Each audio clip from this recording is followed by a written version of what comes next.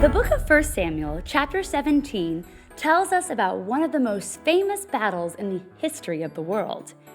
It all starts with King Saul, a very strong and handsome guy.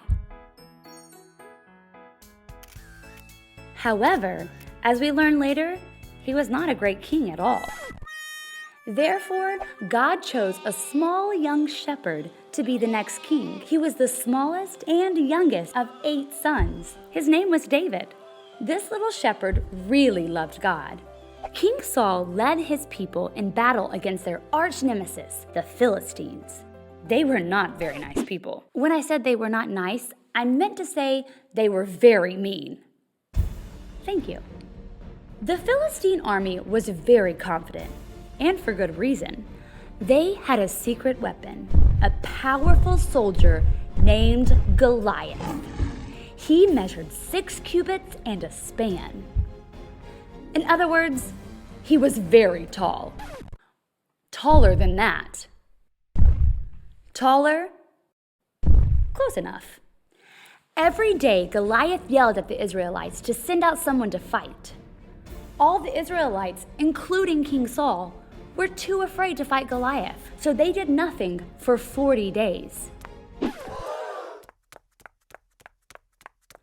Nothing, that is, until little David showed up to bring lunch to his brothers. While delivering food, David heard Goliath shouting at the Israelites, "Send out a man for me to fight." So he volunteered. The king was unsure about sending a boy into battle. But David told the king about how he had fought both lion and bear to protect his sheep.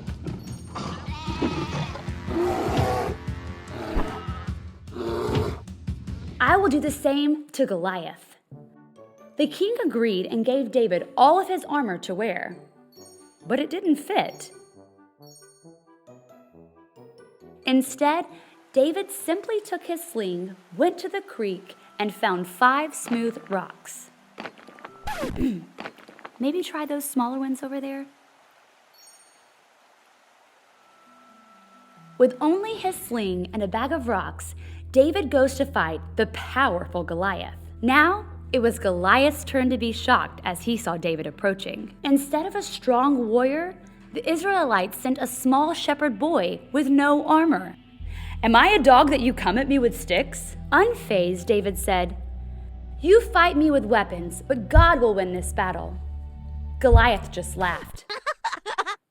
Maybe a little more... Yeah, that's it. Anyway, David took a stone from his bag, put it in his sling, and flung it at Goliath. It hit him right in the head, and he fell on his face. When the other Philistines saw that Goliath was dead, they all ran away, and the Israelites ran after them. All of this was just as David said when he told Goliath, "Our God doesn't need swords or spears.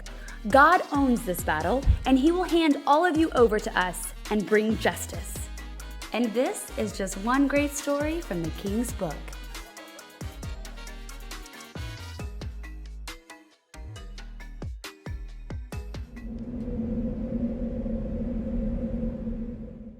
Hey, Knights. I know it's summertime, and right now you probably have on shorts or a tank top, and maybe you're going to go swimming later today. But I want you to take your mind to Christmas time, where it's cold, there might be a little bit of snow outside, you've got Christmas carols and Christmas cookies, and of course, presents, right? Have any of you ever been to a Christmas party where you played Dirty Santa? If you haven't, let me tell you how it works. When you play Dirty Santa, everybody invited to the party brings a gift, and they put it all in a big circle. And then everybody gets a chance to go pick one gift and open it. Now, if it were Christmas time, and if we were playing Dirty Santa, and if these were the gifts that we had to choose from, can you see them? Which one would you choose? We've got a brown one here that's, well, just brown and kind of small. And we've got a big one here with lots of pretty colors, a little bit of fluff on the top.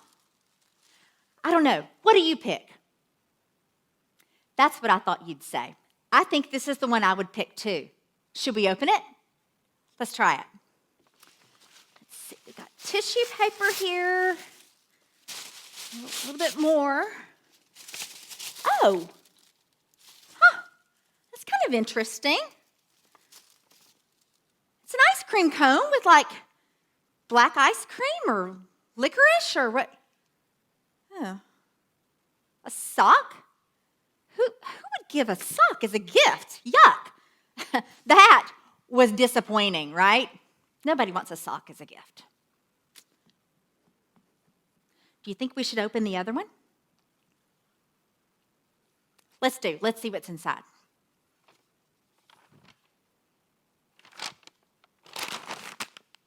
You are gonna die. This is so cool.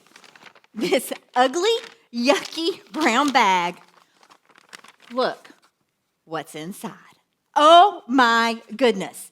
I cannot wait to take this home and play some Mario Kart. I mean, it is happening at my house tonight. That is so cool. Who would have expected a Nintendo Switch, a video game, out of such a brown, dirty, small little bag? That was unexpected, wasn't it? You know, sometimes what's on the outside isn't always a good representation of what's on the inside or what's capable of happening on the inside. Think about this. Do you ever go to the grocery store or see something on the internet or on TV and you see all these big, famous people with pretty makeup and fancy clothes and big houses and big cars?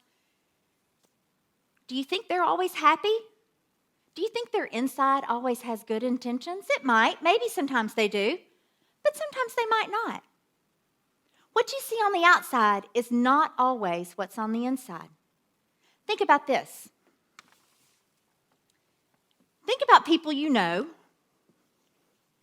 that wear clothes like this.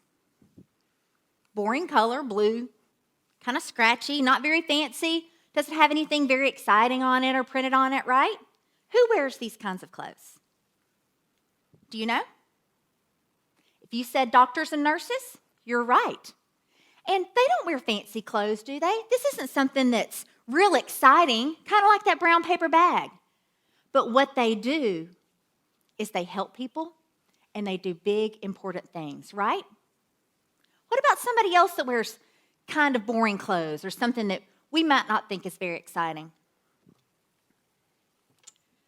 What about people that wear pants like this? What's this called? Do you know? Camouflage, that's right. And who do you know that wears camouflage? If you said hunters, you're right, but who else do we know that wears camouflage? Soldiers, maybe?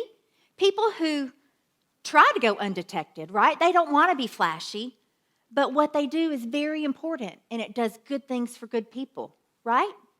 Not very exciting, kind of boring, but the people on the inside do big, important, good things, right?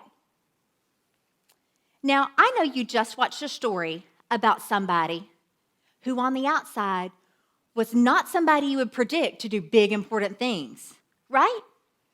What was his name? Douglas, Don, David. If you said David, you're on it. It was David. And what do we know about David? David was a small boy, not big, didn't look very important, didn't look very impressive. But what did David do? He did big things. I mean, he took down a giant that was 9 feet tall. Little, unimpressive boy. Kind of like this brown paper bag over here. But on the inside, he was chosen by God to go do great big things. You know, God chooses ordinary people to do extraordinary things. He makes heroes in all shapes and sizes. Think about yourself. You might be, in first grade? You might be in 5th grade. You might be 4 years old. But as a child of God, if you stop and you listen, even though you think you might be small and not very important, God will give you a message and He will show you how you can do His work and how you can work for His kingdom. I hope you've had a great time today. It's been great to talk about the story of David, and I appreciate you guys being here with us.